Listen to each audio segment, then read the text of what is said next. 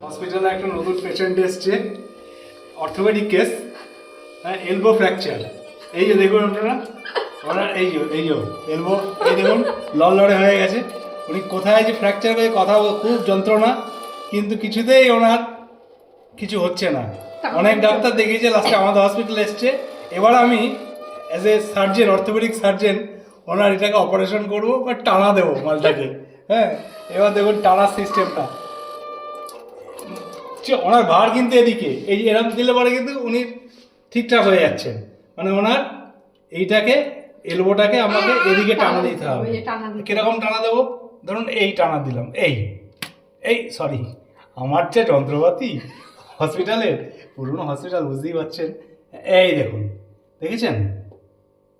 এই দেখুন, একদম সুস্থ, অল্প টাকায় খরচা কম। উনি চাইছেন এরকম একটা হসপিটালে